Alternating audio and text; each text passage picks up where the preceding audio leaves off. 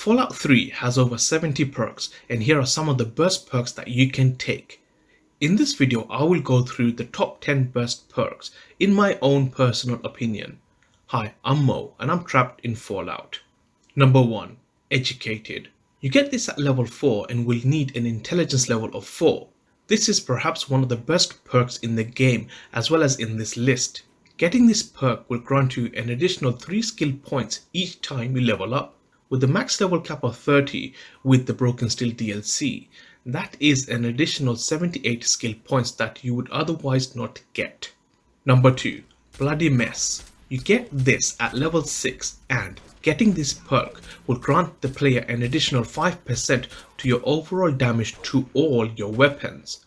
Where some perks increase the amount of damage you do with specific weapons, this perk affects the damage you do with all weapons, making this a great perk to take early on.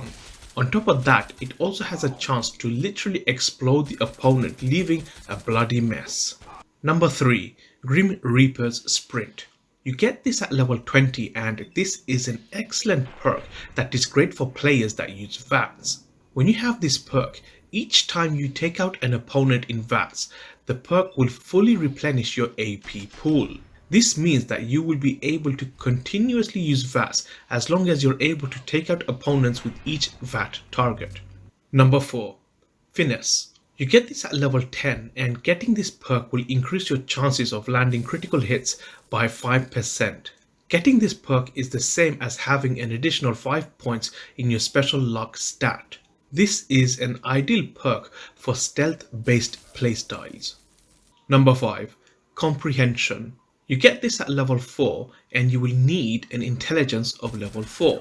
Similar to the educated perk, this is another great perk that will benefit the player to help build a more perfect character.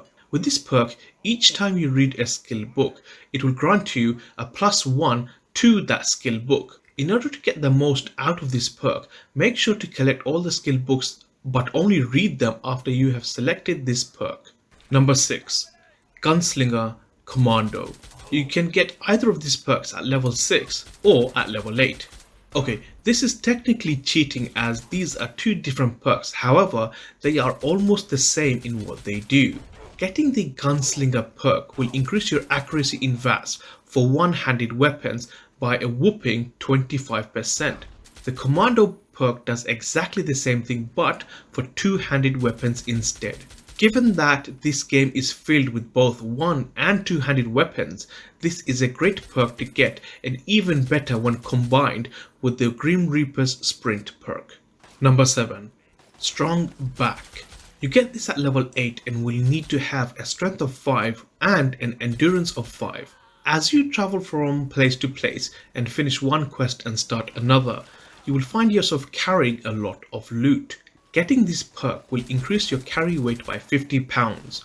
Often, you will find yourself having to make the hard choice as to what to carry and what to drop, simply because you will not be able to carry everything, and getting this perk will simply help you to make that choice.